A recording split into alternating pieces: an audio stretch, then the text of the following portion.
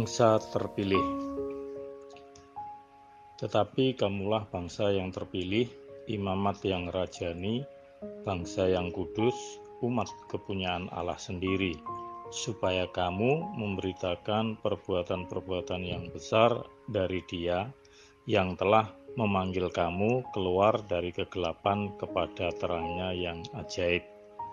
1 Petrus 2 ayat 9.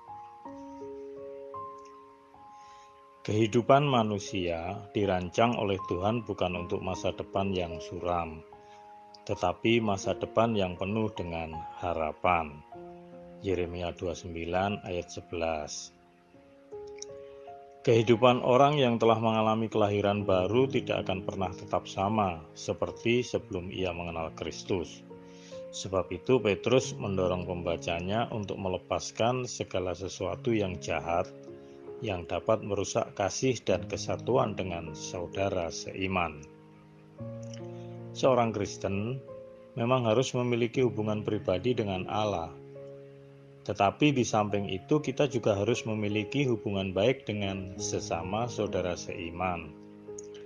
Dan kesatuan sebagai bangsa pilihan itu bukan tanpa tujuan, melainkan agar maksud Allah digenapi, yaitu agar orang lain mendengar tentang Dia dan mengenal namanya sehingga Dia dimuliakan di bumi ini.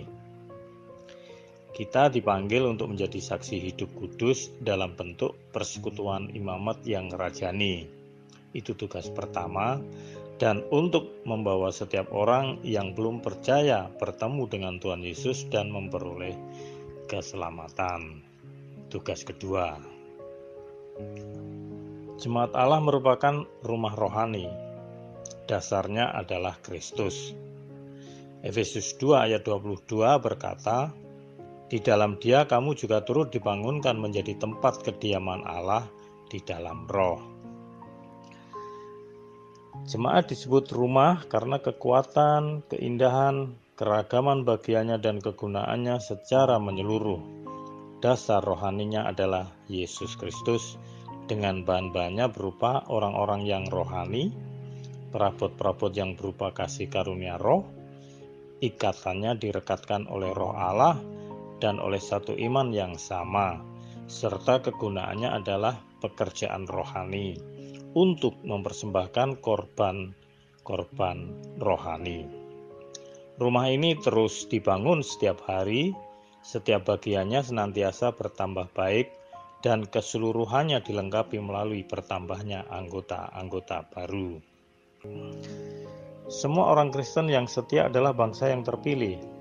Mereka menjadi sebuah keluarga, umat dengan jenis dan rumpun yang berbeda dengan dunia pada umumnya, umat dengan roh, asas dan perilaku lain yang tidak akan pernah dapat mereka miliki jika tidak dipilih di dalam Kristus dan dikuduskan oleh Roh-Nya. Semua hamba Kristus yang setia adalah imamat yang rajani.